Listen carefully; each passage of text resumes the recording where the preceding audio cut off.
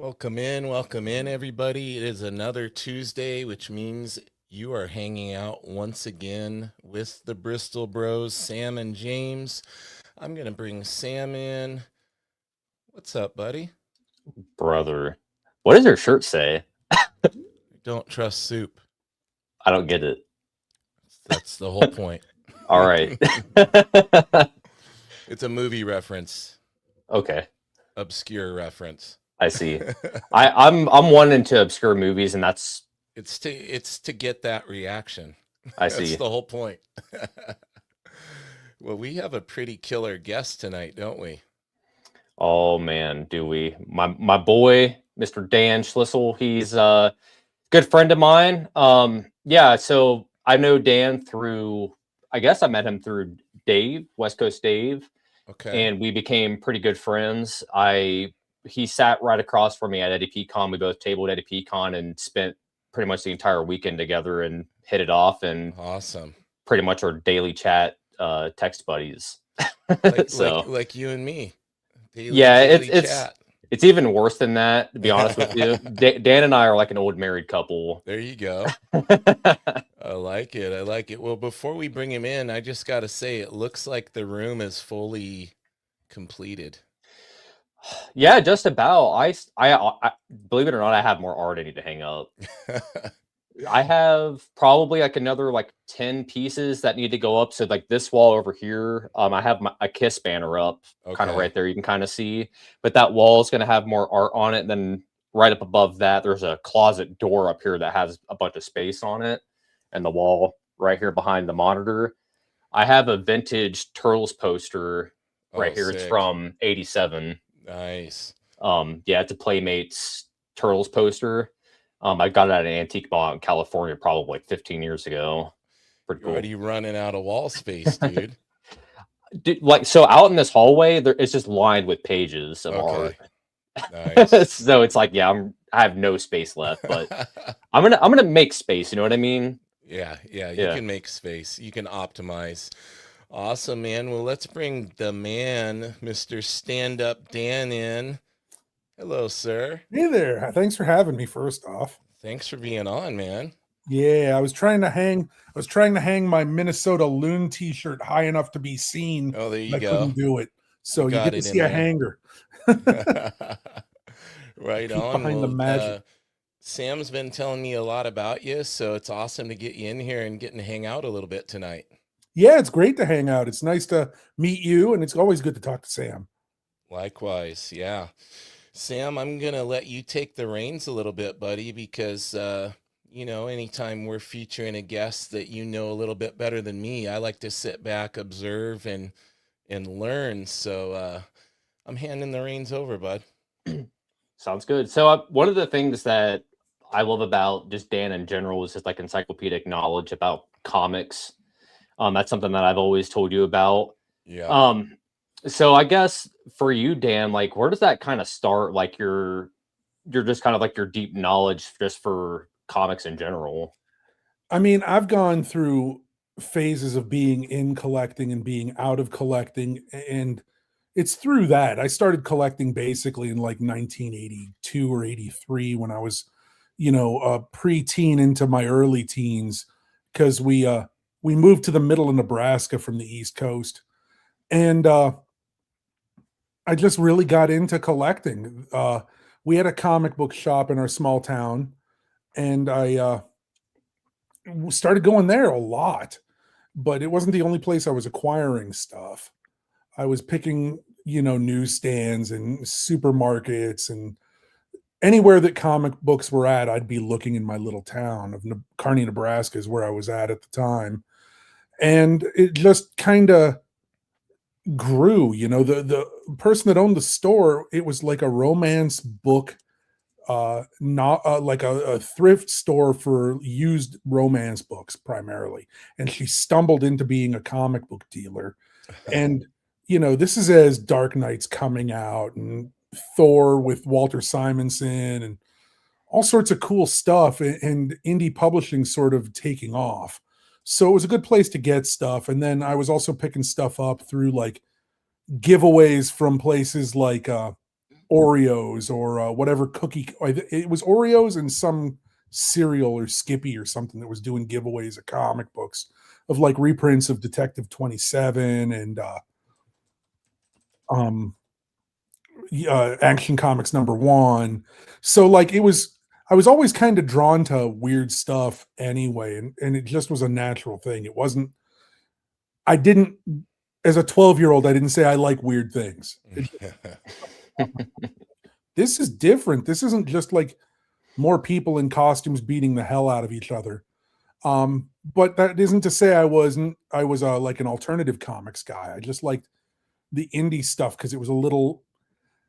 Being a fan of Spider-Man or the X-Men doesn't really excite me, even as a 12 or 13-year-old. You know, I like the old stuff, but like even then, it just wasn't the thing that. I don't really care about the soap opera parts of like Jean Grey and Scott Summers. I just don't care. Yeah. When I think of the stereotypical Dan comic, like when I think of you, Dan, the first comic that always comes to mind is Strange Sports. You were there when I picked them up. That's why. Yeah. So like that's really along the lines. My first 3 comic books that I remember, because I still have them, is a brand new off the press, off the printing, or off the wire rack Star Wars #14 that I read so much that I had to restaple the cover on a couple times. That's awesome. The dog ears got so fixed into it that they fell off, you know, and to me that's the most valuable comic I own, not because it's worth money, but because that's what pulled me in. So it was a crossover into something that was like a pop culture thing. And then I have Tales of the Green Lantern Corps #1, which I found out fairly recently was like a Bisley, not a Bisley cover, a Brian Boland cover, you know? And then Charlton's War, The World at War. I think it was issue number 13 or 14. Dave just sold it. West Coast Dave just sold a copy like during the last sale. And I was like, that's the first comic one of the first comics I ever owned. And like 2 of those comics were purchases from the gift shop at a hospital while my dad was recovering from like some kind of surgery. So to me, comic book history doesn't really start the way it starts for most people. When you read the history of it, of like Max Gaines did this. To me, comic books, I think, became popular because it was a way everyone used to read the newspaper on the subway and stuff. So you spend 10 cents, you give the kids something colorful to read. Kids like the funnies, they'll shut the heck up during the commute. Yeah. While I'm taking them to public school to drop them off. That's true. I guess for you, where did it, like, because I know that you and I both have like a love for just weird underground, just obscure stuff. Yeah. So where does that kind of start for you? I think it springs from being into the indie stuff. Like stuff like The Rocketeer, and then grew The Wanderer, which I was a Mad Magazine fan before I was a comic book fan. Makes sense. So I couldn't tell you what my first Mad Magazine was, but it was, 77, 76, 78, somewhere in there. And I know I had the Star Wars one, where they're all like doing a Broadway line dance thing. And it started with that stuff, and I think Mad sort of clued me in that the adult world isn't entirely what it's made out to be.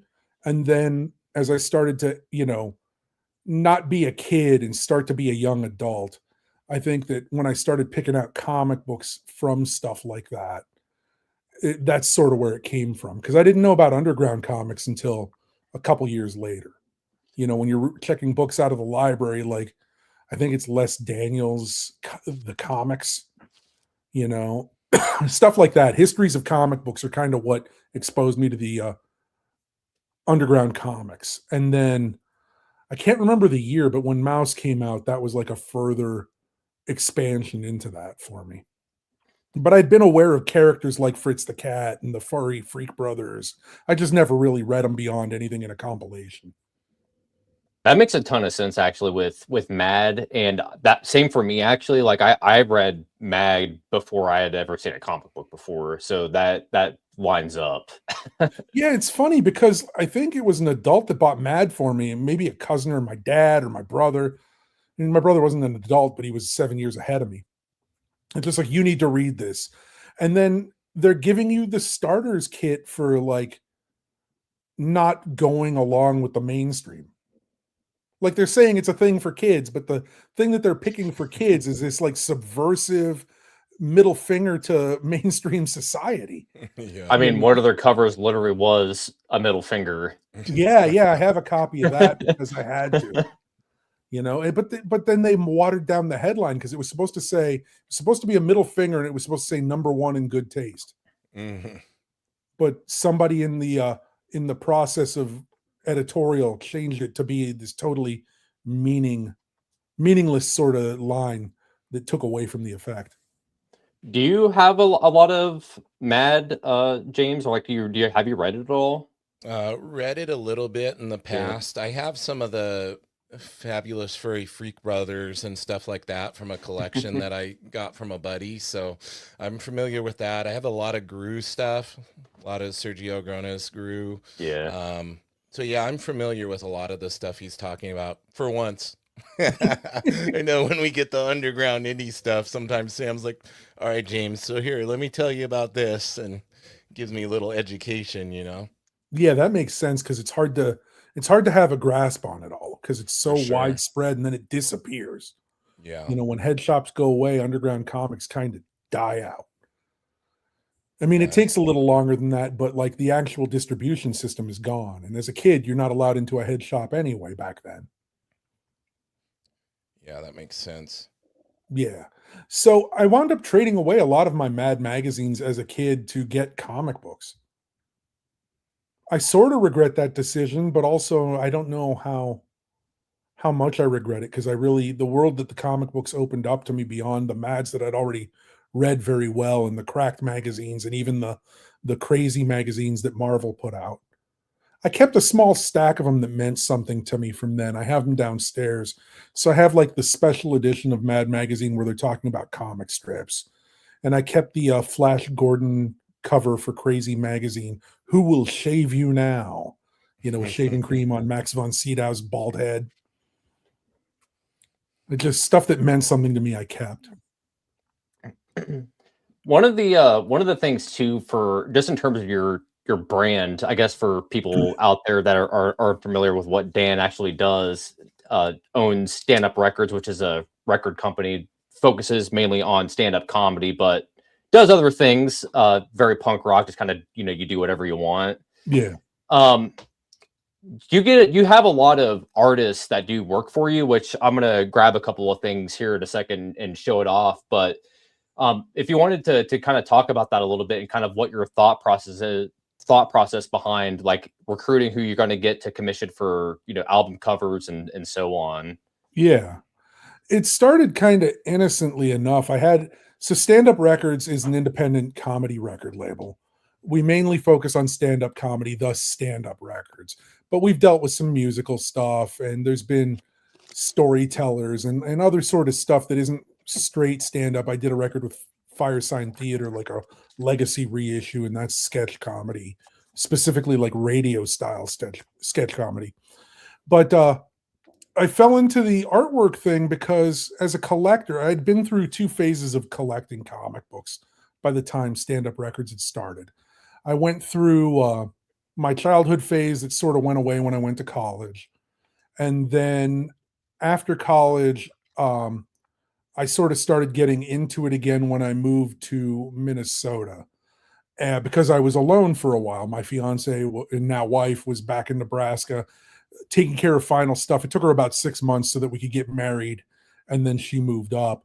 But in that 6 months, I started pretty heavily back into comic books. And one thing when I was a kid, like $20 was a fortune. And that was like, you might as well be $1 million if it was a $20 item. There was no chance of me getting it. And then as I got older, it was like, oh, there's Mad Archive hardcovers. I'm going to buy those because I can now because I'm an adult and I have income. And, You know, it's not going to hurt me to buy this $40 book or whatever. And from all that, it rekindled this love of the actual artwork and being able to get the Russ Cochran EC collections that were all line art, black and white for the most part.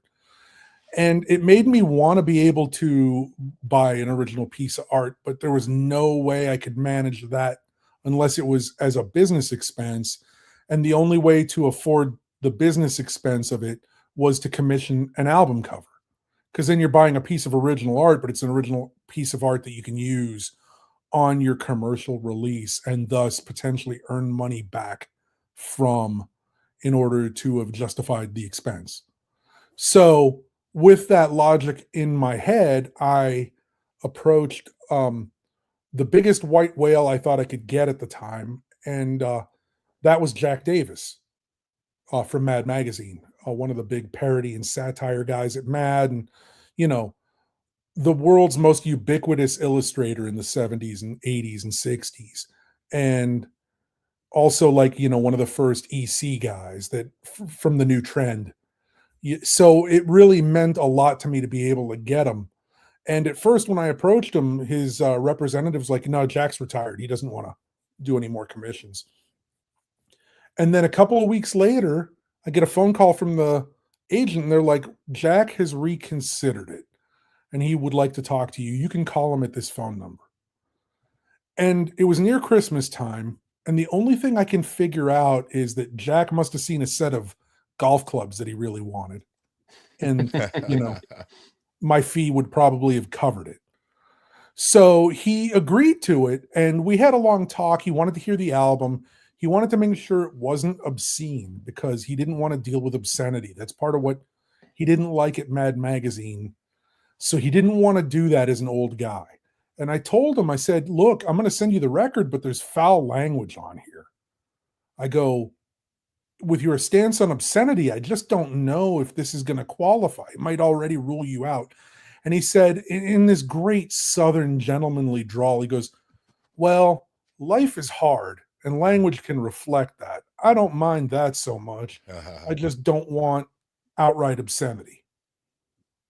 And then I don't think he ever wound up listening to the album. And then when he said, "Hey, I'll be sending you something tomorrow. Give me your fax number." I sent him the fax number, and the next day I had a sketch. And then he called me. He says, "What do you think?" I said, "I have some notes." He said, "Fax them to me." And I did. And the next day after that, I got the second round of sketch. Like he busted that out fast.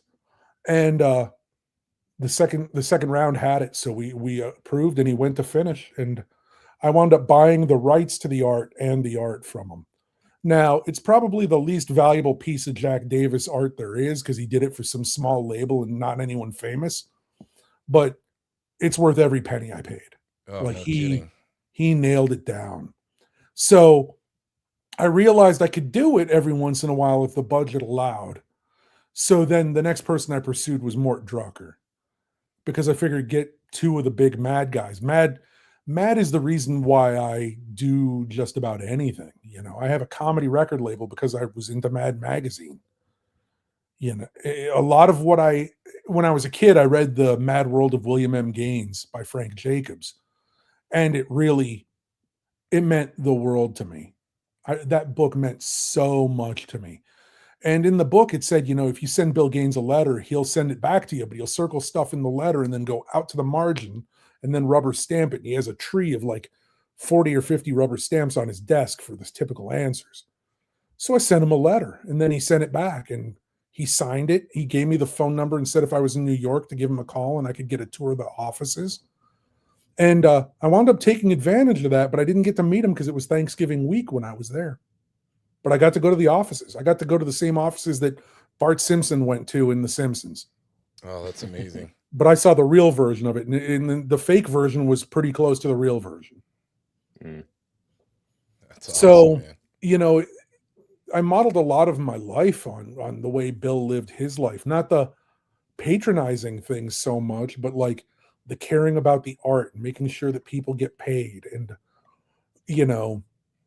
standing on your own feet and taking, not taking a whole lot of grief, but also not taking a whole lot of things seriously, and even being a gourmand to some extent. And like, I already loved food, so it wasn't hard to adapt that part of things. I love having fun, so it wasn't hard to adapt to those things.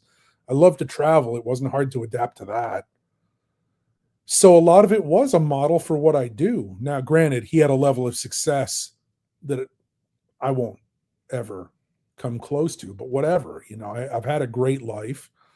And a lot of it is owed to, that book and how the example that he laid down in reality. Oh yeah. I don't know if that answers the question though. I don't even remember the question. The question was, when you're recruiting people for art, kind of like what's the thought process behind like who you're approaching? Well, to me, it was work with greats. And the reason, let me not talk about the people now. Let me talk about the rationale, because it's what you asked about. Comedy it's a performing art. And to me, it is a real art. But to most people, it's, a clapping monkey that you wind up and it plays cymbals until it stops. The spring stops. It's chattering teeth. It's a whoopee cushion. That is the reality. It's just kind of cheap, throwaway, no value really. But to me, I remember specific jokes that I heard when I was a kid vividly to this day. So to me, that's an art form that shapes and has merit, and it forms people, like everything from Mel Brooks to the Marx Brothers to Lenny Bruce to George Carlin to Kids in the Hall, all of it. It all shapes you and gives you a way to survive when sometimes the world's a very hard place. So in order to make the emphasis that this was art, you have to not only have a good recording, but the first thing a person encounters with an album is the album cover. And in comedy, a lot of times, album covers and recording quality, they're all treated like garbage. I think that's a good way to put it. Sure. If you think about most 1980s comedy albums, it's like some shitty Photoshop job of a like brick wall and a guy like shrugging his shoulders in front of the brick wall, making a goofy face. And that's like 70% of album covers from the late 70s and through the 80s and into the like early 90s. And to me, that says that this is a valueless commodity, that every single thing looks the same because it is the same, and it's that same thing is junk.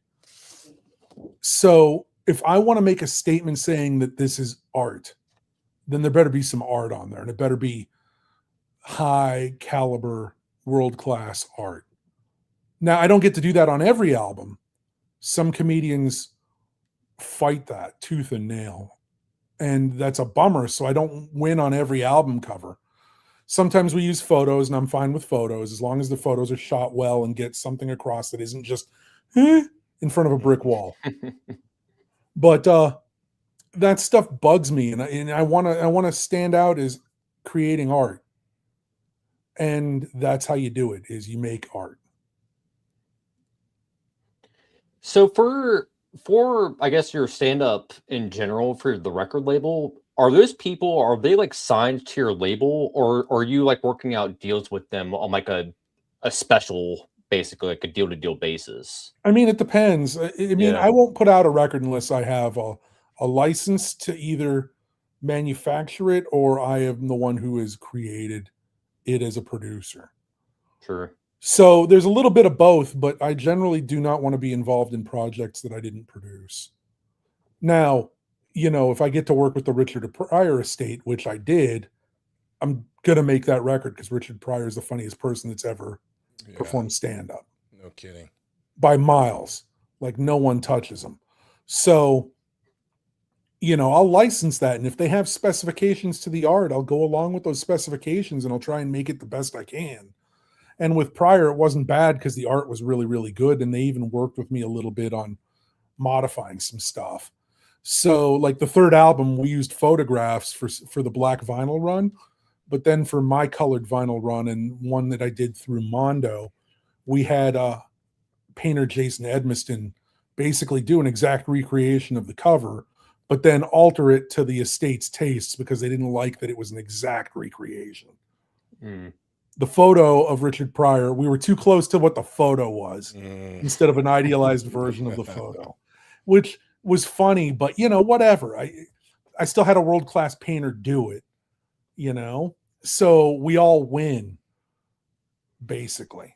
Yeah, looking at like the portfolio that you have, how is that dealing with estates and like families rather than dealing with like the artist directly? Because I've seen like you also have like Joan Rivers, for example, on there. So yeah, with Joan Rivers, I didn't have to deal with the family. I dealt with the record label. And when you're dealing with the record label, sometimes it can be weird too, because that was, Sony Music basically acquired the label that issued that album originally. So as we're trying to get the liner notes together, I was going back to Sony and asking specific questions about the album. And sometimes they didn't have an answer for me because they didn't put out the album. They bought the label, or they either bought the label that did put it out, or they bought the label that bought the label. So their records weren't fully complete. So we had a little argument about the release date. And I said, your release date is wrong. And they said, you're going to argue with us about the release date? I go, yeah, I will. And they said, well, we're telling you what it is. I go, yeah, but Variety magazine from 1967 says it's this. And my bet is that Variety has it correctly, because that's what their job was to put out news about new releases. So the guy was cool with me. It wasn't adversarial, but he did try to puff up a little bit when I did that. And when I had proof of it from the archives and sent him the link, he's like, yeah, you're probably right. Go ahead. And I know he's proud of that record. I haven't talked to him in a long time, but I've talked to someone recently who used to work with him that told me that he was very proud that we collaborated and got that done. I did that as a Record Store Day record as a release, but I didn't put it out on vinyl. I put it out on CD because it had never been on CD before, but it had been on vinyl 2 different times. So I bucked the trend with Record Store Day by putting out a CD, which also cool. They weren't thrilled about. But they worked with me well, but there was a little bit of grief back and forth in the process. Like, you're not doing a vinyl component? I go, no, I'm competing with, used, and $20 versus $6 is going to lose every time. Yeah. That's true. Yeah. So yeah, we did vinyl on that. And then I couldn't really modify the art on that one. We did a booklet that they approved of where we compiled history on it. We had a printing error in the booklet though, so I'm not happy about how that wound up, because it wasn't so bad that it messed up the release, but it was just bad enough to take away some of the flavor. And then one thing I did was I got to make a promotional poster for it, and I hired Mondo artist Oliver Barrett for that. And he goes, how do you want this? And I gave him photos from a specific shoot. I go, I want it from this shoot, but I want you, and this is 1967, Joan, so it's before a lot of plastic surgery. I said, do a representation of this, but make sure that she's absolutely beautiful. I go, do not be snarky, just make her look like this and the most beautiful version of it you can. And he knew what I meant, because I used some Dave Stevens artwork as a reference. Not that he referenced Dave Stevens at all, but Dave Stevens could take like Marilyn Monroe or Betty Page, who are beautiful specimens of humanity, and he could make them more beautiful than they were even. So that's kind of the reference I gave him on that. Hell yeah, dude. Do you have any questions for him at all, James? Yeah, I wanted to ask you, Dan, what mainstream comics do you still look at, or do you like to collect, if any? Are you a Jack Kirby fan or anything like that, or? Yeah, but Jack Kirby's not exactly making comics anymore. Yeah, but as far as picking up the old stuff, are you collecting any of that? It depends. When they put out that graphite edition of Destroyer Duck, I was super into that, because what I mainly like to collect in comic books at this point in my life is satire and parody. Right. Like, I don't want every satire and parody book there is, because some of them just frankly suck. And sometimes there's something to learn from that, but like Kirby pencils on something like that, Oh, yeah, I yeah. want to see that for sure. Yeah. I buy some art edition. I just got the smaller version of the Toshin. Toshin did those giant XXL Marvel books. Yep. Well, now they're doing some smaller versions, and I just got the Avengers Volume 1 in the smaller size, so I could actually hold it and manage. Yeah, the stuff they put out's monstrous. I have the Frazetta one, and it's like that thick, and it's crazy. Yeah, I mean, I've got a bunch of the Toshin stuff, but the smaller ones are more appealing to me because I can actually, I don't need a desk and a book stand in order to read it. Yeah, I feel you on that. And storage space. I mean, my house is hoardery with the amount of books that I'm, especially since the pandemic. Yeah. You know, it's a bummer to me to not, I have like a physical thing that makes it hard for me to maneuver. Right. So I don't get to put stuff away the way I would like to. Yeah. Makes it very aggravating. I bet. Yeah. But I still love books. So I'm still like acquiring stuff. Like just today I got a book from Ian Cinco, his art book, and I got that Avengers book arrived. A shipment came from West Coast Day Avengers. Nice. You know, and then something, I got a Alice Darrow's trade paperback and the Darwin Cook Batman Ego from In Stock Trades.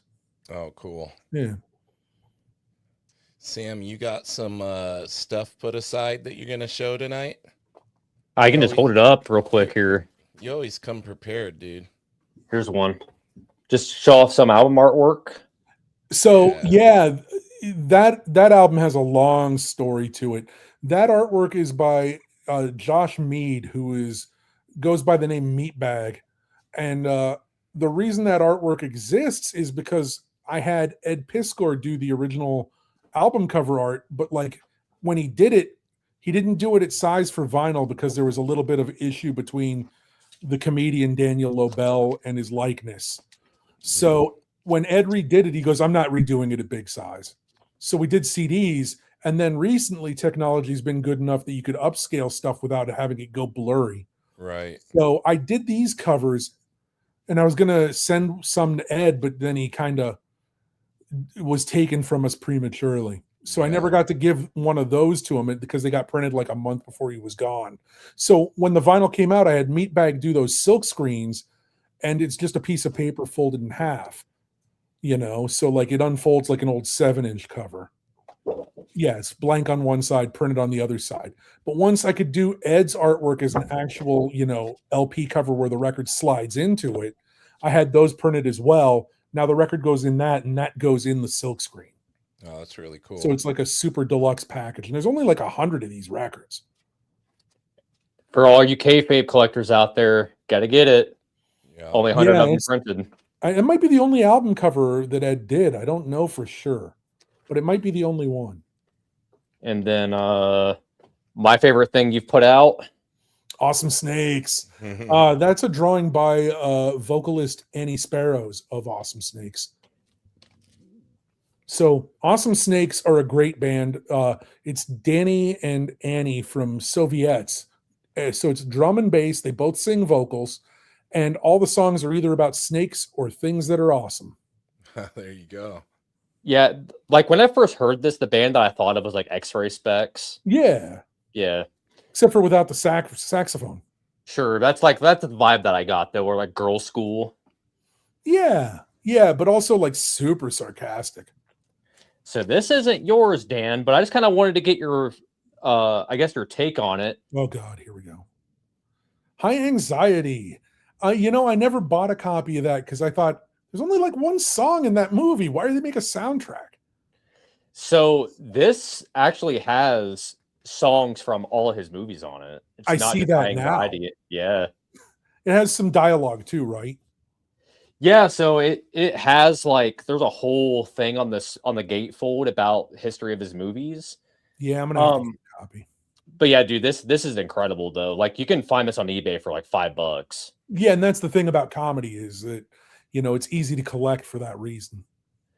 But yeah, this is incredible. Mel Brooks is like my all-time favorite. So Hard not to be. I went and saw him do a monologue and Q&A session after a 50th anniversary screening of Blazing Saddles in Los Angeles. I flew out to LA to see that. Yeah, he's still so sharp and on top of things too, and funny as ever. It's awesome seeing his current interviews and everything. I'm excited for the next Spaceballs movie. We'll see. I hope it's better than the History of the World Part 2 or Part 3 or whatever. Yeah, it gets tough with sequels, doesn't it? And also with people trying to live up to what Mel Brooks does effortlessly. Yeah. You know, you can hear the effort from other people. You don't hear it from him. Yeah. He is the Baryshnikov of comedy, you know, light on his toes, you know, Absolutely. doing all the moves perfectly. What's your favorite Mel Brooks film? I mean, it has to either be Young Frankenstein or Blazing Saddles. Same. Yeah. Yeah. I mean, Young Frankenstein has so much going for it because even Blazing Saddles, like even then the film industry was starting to shrink. And people who had been making movies for, 40 years at that point in time were starting to retire. So you're getting to use these cinematographers and lighting directors and special effects people and Foley artists that they knew everything, every single trick there was to a 35 millimeter camera and how to shoot with it. So you would get these things that people they just can't reproduce now. I mean, think of every shitty Universal imitation thing you see in black and white nowadays where they're trying. Yeah. Those are the people who worked on Young Frankenstein. Like all of the electronic equipment in Dr. Frankenstein's laboratory was used in the James Whale movie. So, all of Carl Strickfaden's electrical effects, those were the electrical effects used in Young Frankenstein. So you don't get better than that. That's the exact same stuff. And they were even, when I was a kid, I got to go to Universal Studios. My folks would take summer vacations and we would go all over the place driving. And we went to Universal Studios in Los Angeles and they had a makeup and special effects show and they had the Strickfaden gear on stage doing all of the Jacob's ladder and the crazy, so cool. Van de Graaff generators and all that other stuff. And seeing that firsthand when you're like 8 years old, 7 years old, 9 years old, somewhere in there, it makes a goddamn impression, Yeah. It had to be during when they were filming The Hulk still as a TV series, because that's when we were there. Outside of the artist edition books, do you collect any original art? I do. I'm really into, and I don't want it to sound like I'm a wealthy dude just throwing cash everywhere. During the pandemic, I travel a lot for my work. And during the pandemic, there's no travel. Right. So I had a travel budget that I wasn't using. And I, talked to my wife a little bit and I said, I'd like to specifically collect some original art. I've never been able to. I've had art made for me, but I've never collected original comic art. And she said, what are your goals? And I said, well, I'd like to have samples, not necessarily directly from these comics, but I'd like to have samples of a lot of the EC guys. Right. That's what matters to me the most. And she said, do you think you can cover it? I said, and I showed her, I'd been already keeping a spreadsheet for 3 or 4 months at that point in time where I was keeping track of every piece of art on eBay and on Comic Art Fans and anywhere else I could find it, and like showing her that it was broken down by artist and by expense. Mm. And I said, if I look at these pieces, like I can see where the bargains are, so I can piece it out that way if I do it carefully.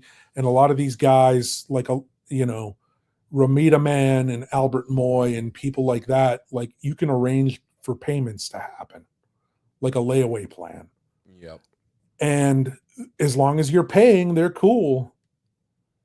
So I started to assemble a little portfolio of art by EC mainstays, like almost all of the EC mainstays. I have some kind of sample, whether it's like a little cheap Tops illustration or, you know, I have a sketch I got of Johnny Craig's for $100, and it's of his sort of co-host for EC Comics named Drusilla, who looks a little like Betty Page. So I have this, you know, sketch that I bought for $100, which you can't really sneeze at that price. You know, it's not like costing you a mortgage. You're not. Yeah. I don't have anything that is so high dollar that it would, you know, cripple me if it disappeared. The one thing that I can think of that I know of that's in your collection that James might be jelly of is the Funny Man, right? Bunny Man, like you're gonna have to give me Funny. Oh, Funny Man, that's recent. Yeah, so Siegel and Schuster. Yeah, I have a page. Yeah, I don't do it much anymore because the economy has slowed down tremendously in the last, you know, year. You don't say. Months. Yeah, I mean, I'll leave it at that. Yeah. But I don't peruse all of the websites anymore. I'm not actively looking for art because don't know where things are going to go. Don't know, like, you know, I live in suburban Minneapolis, and it is bonkers here. Right. My favorite burger shop's like 2 miles from my house. One of the cooks was kidnapped on his way home from work. No one knows where he is. And it's that kind of stuff over and over and over and over. I'm only giving you one example. It's been a month of like insanity where you wouldn't be able to process it. So I'm not really buying a lot of art, but I was perusing a heritage auction, and I don't know what pulled me into it. I think it might have been it must have been a Howard Nostrand piece I was interested in, and we can come back to that in a minute. But while I was looking through, I decided to go and look through the whole auction to see what was there, just to see, like, is there something else I might want to bid on? And there were 2 pages of Superman creators Siegel and Schuster's follow-up project once they got fired from Superman that is called Funny Man. And Funny Man, there's been a trade paperback of some reprints, mostly historical information, and a little bit of incomplete reprint of the comic book saying that it's the first Jewish superhero, which is not true. Superman is the first Jewish superhero. Yeah. But Funny Man basically looks like Danny Kaye, the actor. And his persona is like he dresses normally, but then when he fights crime, he he takes his outfit off and reverses it to clown clothes and puts on a rubber nose, but otherwise looks exactly like Danny Kaye and fights crime. And it lasted for 6 issues. It flopped hard, but there were 2 pages in this auction from that. And both pages individually were under $500. Oh, that's amazing. And I mean, that's where they ended, was each one was under $500 on its own. Wow. And I did not buy both pages. This other page the page I didn't buy went for significantly less than 500. And mine went for slightly less. And the one I bought has like some good girl art on it, and it has Funny Man, and it's like, it's beautiful. It really is a beauty of a page. And I don't know how to put this to you without I'm trying to not like get teary-eyed. Yeah.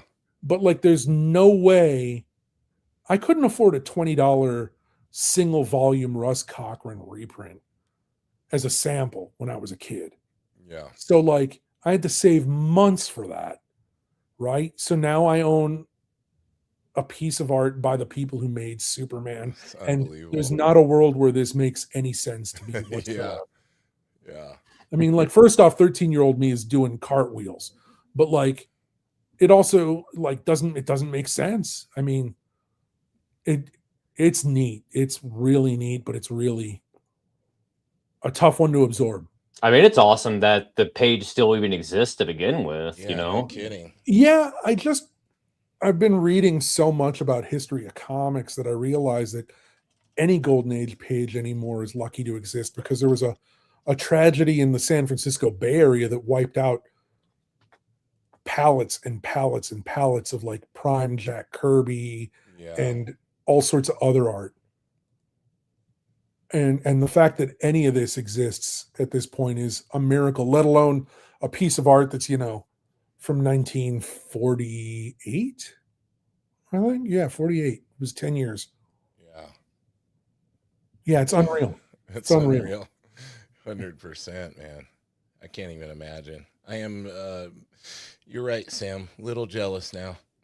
I'm a sniper. Like, when I see something and other people haven't recognized it, I go for it. Yeah. And Yeah, that's surprising that was going for so little. Shocking. The page that I didn't buy went for under 300. Wow. Jesus. And that doesn't make sense either. It's like, what are you people even thinking?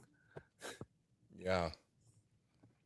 Now, granted, mine had a woman, skimpily dressed in it. So I didn't mind paying more for it, not because I am a perv, but because I mean, I'm not 50s, man. It doesn't. But like, to get a pinup art piece of art from Siegel and Schuster seems exceedingly rare. Yeah. And very, very cool. And I've basically come to the realization that almost anyone that worked in the comics in the 30s, it wasn't codified. Like, even as things were forming, they weren't formed. These guys were actually basically outsider artists who found us a grift to get paid to make art. They're lucky they found comics. They hunched over a desk and drew in their non-organized, crazed styles. Yeah. And it's like, it's that stuff from the 30s that really informs the art of the underground 30 years later. It's true. It's like you got Chester Gold and, Basil Will Eisner, Fletcher Hanks. I mean, Siegel and Schuster, even Bob Kane, who mostly didn't do his own art. Look, I'm not going to get into that. I'm not going to get into Stan Lee versus Jack Kirby. Yeah. But love Bob Kane or hate Bob Kane, the first 3 issues of Detective Comics were drawn by him. Mm-hmm. He didn't have people because he hadn't had success yet. He had something that was looking like it would be success. So, there's no original art from those comics. And I stumbled onto a whole story of how Bob Kane had proof sheets of most of the 6 pages of Detective 27.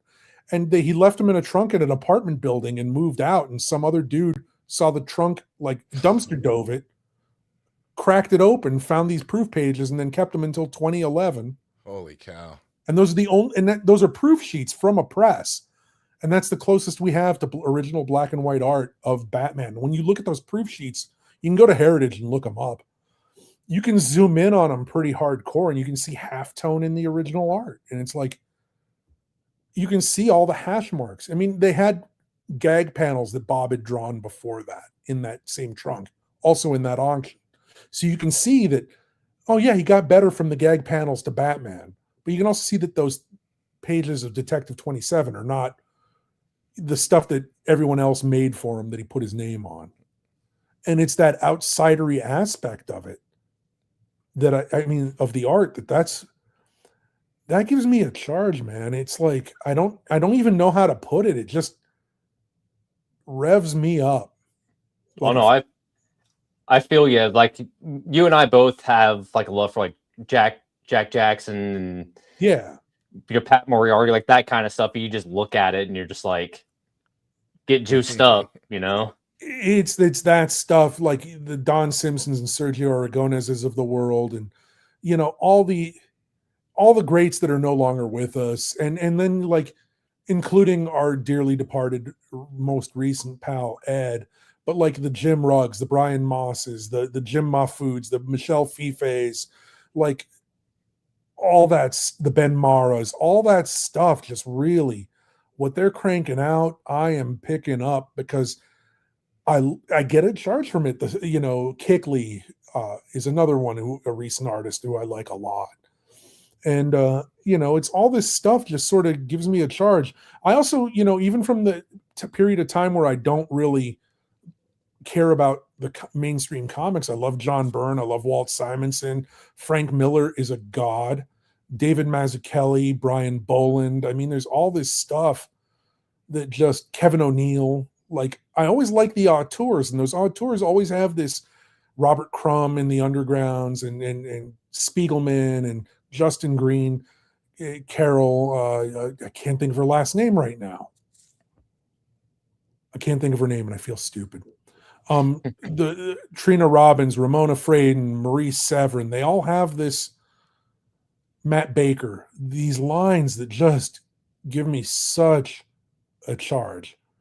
And because of that, like, it's hard to focus on one thing that I really like to collect. Even in satire and parody, I find myself following these auteurs into all sorts of other stuff that I normally wouldn't be into. And then you go to cons and you get to meet people. Like, meeting Sam was great. It got me into the White Line Deadline. And, Ryan Smith was sitting behind me and he was awesome. And Ian Cinco was great. And Dev Little. And Brian Moss puts up a new piece, and I'm just so thrilled to see the piece. Michelle Fife shows any drawing of his, and I just cannot. It's almost like seeing food and salivating as a reaction. Whatever that visceral thing is that art does for me, it does it. And that's the thing that I'm really, really kind of pursuing in my collecting. And it's led to this crazy stack of books that I might not even ever get to all of them, but just acquiring them and knowing that I have them on the shelf like a wine cellar. Yeah. Is like, it's satisfying, and it gives me my job as a producer. There's no other way to put this.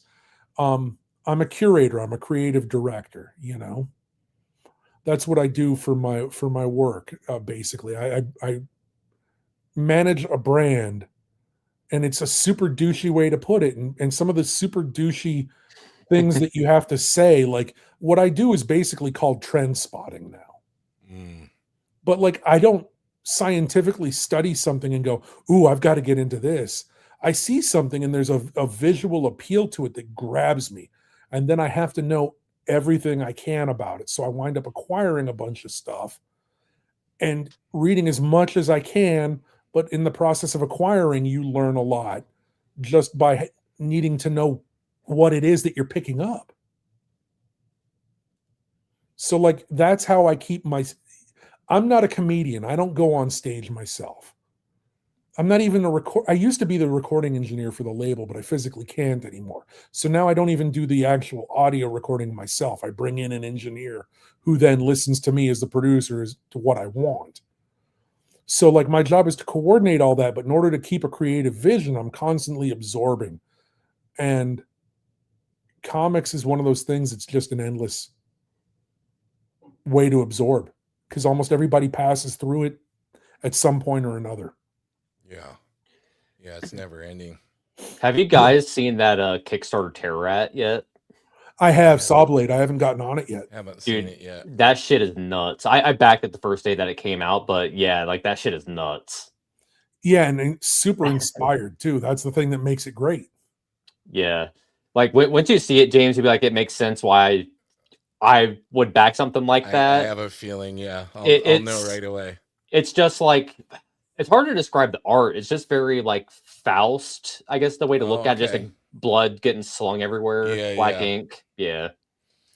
That's something I think Ed and Jim picked up on. They called it outlaw artists, but like, if there's a lot of ink on the page and there's even a modicum of talent, there's something that's a visceral reaction that happens with that. To a viewer, at least to, it maybe I'm spoiled. Maybe it's like a old white dude thing. I don't know. I just know that I have that thing. Growing up in the 70s and 80s, art was on everything. There were trading cards everywhere. Every gumball machine had line art on it. Skateboard decks, coffee cups, posters, Subway ads. You go to a magazine, like in New York, they had the classic newsstand still when I was a kid.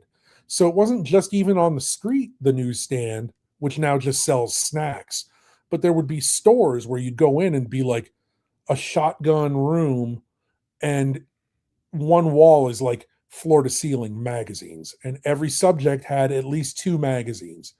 They had the main magazine and then the knockoff. And if it was a really popular thing, you'd have a bunch of them. So, like, you'd have Black Belt, but then you'd also have like Martial Arts magazine, or you'd have some Yeah. other thing. Playboy, Penthouse, Time Magazine, Newsweek. It was just like that. And bubblegum wrappers had art on them. Every single thing had some kind of disposable, ephemeral line art. And every one of them was just like, I've got to follow this colorful thing to wherever it leads me. Yeah, I'm going to send in Bazooka Joe wrappers. I don't want to send them, but I'm going to send them because who knows what thing they're going to send me. Like all that stuff, it just you put that low with the high of going to museums, and it just is like this intoxicating mix. And I can't put pen to paper. I mean, I can, but I can't really draw. It's not my desire to draw, but I can hire somebody that can draw. And I can give them an idea and say, what do you think? You think you can make something of this? You used to have to be the Catholic Church or a duke or a king to be able to afford to bring in Michelangelo to paint your ceiling. Yeah. For years. But now you can just be some jackass in Minnesota. And I qualify there, so. Have you had Mr. Mafood do anything for you, or considered having him do anything? We're talking a little bit. Nice. I basically want him to I do a series of stickers where I'll have artists redraw my logo in their style. So my logo was designed by Shepard Fairey, the one that's at the beginning intro of this video. So I was very lucky and got to hire Shepard Fairey early on in my comedy career. And now I have comedians artists do their interpretive take on that logo. So like Skinner's done one, and Tony Millionaire's done one, and animator Bill Plimpton's done one. And I just had Greg and Fake from Santos Sisters do one. So I'd like Jim Mafood to do one as well. Yeah, that would be really cool. I'm really looking forward to Arachnid Enforcer coming out. Man, can't wait. I'll pick up old stuff of his, just, I know it doesn't really directly support him when you're buying used, but he's one of my guys, and he's so awesome in person. Yeah. Fife too. Fife's great. Fife did a logo version for me, but he did it in black and white, so I'm going to try and get him to color it sometime this year. Nice. Gotta love Michelle. Yeah, there's not a single thing he does that doesn't really kind of trip my trigger. He's got really innovative take on things. I had him draw Submariner for me because Submariner is one of my favorite old school mainstream characters. Oh, cool. And he's like, oh, I never drew Subby before. And then he turns, I can send it to you guys offline, but it's like such a crazy, it doesn't look like it would work, and yet it totally works. It's like Kirby-ish and not Kirby-ish and more modern. And well, that's so cool, like giving an artist something that they really haven't tackled before, and then seeing what they come up with. I've seen West Coast Dave do that a lot with his stuff and stuff he requests, like his Darth Jar Jar and everything, and all the different interpretations have been so cool. Yeah, it's just neat to be able to pull stuff off. Yeah. Yeah, this is what I was digging for. Look what I found. Yeah, man, that's great. It's an early one from him. Yeah. Just weird. Like, why would Marvel ever allow this to happen? Because once in a while, Marvel will pull a stick out of its rear end. Yeah. I mean, why would they give Jim and Tom Scioli and Eddie the Grand Design franchise? Yet they did, and I'm glad they did, because it made me interested in those characters again. Yeah, definitely. Speak of the devil. There you go. Absolutely. Mine are downstairs with my Russ Cochran sets. Have you ever seen these before, James? Oh, yeah. The Treasury editions? Dude, they're incredible. Yeah, they're awesome. Yeah, I'm a mark for anything that's Eddie's. So like now I'm into the super rare hard to find stuff, and that's really hard to pick up because you don't really see him very often. The Yeah, most especially rare now. The most rare thing that I have that he's in, there was a yearbook from the Kubert school that he was in. Oh wow. Oh, cool. It's like an anthology, and it's Is like that everybody that graduated that year does like a page or whatever in it, and I have that. that's not the first folio, is it? That's older. No, it is the folio. It's one of the Kubert folios, but it's not the first one. That first one came out like Andy Kubert is in Yeah, there, so it's like around like the early '90s when that one came out, and I have that. I might have you shoot the cover for me and send Mm. it to me later so I can at least see it because I don't know if I'm familiar. You But see it floating around on eBay every once in a while, and it's like $300. yeah. Oh, wow. You know, Yeah, and even then sometimes you can figure out angles. Yeah. I'll just put it that way. I'm a real good hunter of stuff. Don't always get what I want, but I'm a real good hunter of stuff. Sounds like it, given you have Schuster and Siegel pages. That was through an auction house. That wasn't even like, I didn't go through any weird, email chain with a guy who doesn't have a price defined or anything like that. Right. That was just straight up. It was for auction. I was the winning bid. I would have ran that one up a ways too. I was going to say, yeah.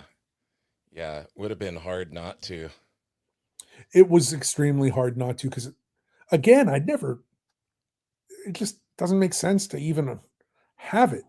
But Yeah. I'm glad I do. And it's not the most expensive piece of art I ever bought by a long shot. I bought a painting by former Replacements drummer Chris Mars. That was way more expensive Oh, wow. years ago. oh, yeah. All right. Well, we're probably gonna start wrapping up here, but did you have any like thing that you wanted to promote in terms of like any records that are coming out or anything, any new releases recently that you kind of want to point people towards? I'm working on a Jimmy Schubert album that probably won't be out for another 3 or 4 months, but the album cover is going to be done by Angelo Torres of Mad Magazine, who is 94, I think. Lord. Yeah, and still like a really great caricaturist. He's slowing down a little bit just due to age and all that sort of stuff, but he's a super friendly guy. I've gotten along with him over the last couple of years and really happy to have him doing it. Jimmy Schubert's like an old school act from Philly. Like he's the kind of comedian that like if you don't laugh, he'll go out in the crowd and tickle you if he has to. But he will get you to laugh, period.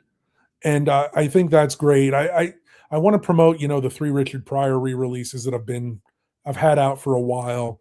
The color vinyl versions, if you order from the label, come with trading cards by the Chew's own Rob Guillory. And then I did this box set of 5 important records that my label issued called The Headliners. Has Hannibal Buress and Mark Maron and Maria Bamford in it, and a long booklet and a slip mat and a bunch of prints and stickers and stuff. Really cool limited edition, 100 of those. And then with this producer Jason Klom, I issued there was a comedian in the 60s named Dick Davey that sort of was a mystery guy. He disappeared after MLK was assassinated, basically. That kind of removed the crux of his whole career, and he kind of left a big enigma to who he was. And Jason was researching this, so there's a big booklet about all of that, and he wound up finding the guy's niece who had demos that had never been released, so we did a vinyl release of those demos. Very Awesome. cool. All And that sorts of cool artwork stuff. on that one's by Tony Millionaire. And the box set cover art is by artist Brent Schoonover, who's worked with Marvel and a bunch of other places. Very cool, man. Well, I've learned a lot, and it was great getting to hang out with you today. Yeah, absolutely great. Thanks for having me. Hope I didn't make anything too boring. You son of a not, bitch. Not at all. Not at all. I'm just, it's going to take me a while to get over the jealousy about that page, but I'll wait till you see it later. I'll work on, I'll be prepared. I'm going to steel my nerves to see it and get 10 times more jealous. Yeah, it's crazy. It's crazy. If you keep an eye out, it's crazy what you can see. Yeah. Well, awesome, Dan. Sam, obviously, I don't even have to put your website up anymore because you just put it in your name name box there. Make sure you guys go support Sam, buy his comics. Sam McClurg, if it stays the way that it is, right there. Other shoulder. Oh, It's okay. flip. This It's one. there. You go. There you go. Sorry about that. Oh, You and got also him. I should say StandupRecords.com for me. Yes, and I put it across the bottom for everybody. Sam put it in the chat, as well as your YouTube and Instagram. And Sam, we got to remind everybody that we're doing something different. There's going to be 2 lives this week. Our bromance continues. We're doing a Valentine's Day special live this Saturday. And you've been making some stuff. I'm going to give you the big screen here real quick, Sam. So I got a piece that I've been working on the last couple of days for Dummy Zine. Don't be a dummy and read dummy. Yeah, John is a good friend, also an acquaintance of Dan's, but he sent me some stuff recently. We're going to be looking through. If you guys don't know Dummy Zine, you should. Basically, it is a historical magazine, fanzine. This has something in front of it, but this issue specifically was for just pull it out real quick. Yeah, show it. This was the very first issue that he put out. If I can get this thing to come out, there we go. And it was the art of Pee-wee's Playhouse. Oh, cool.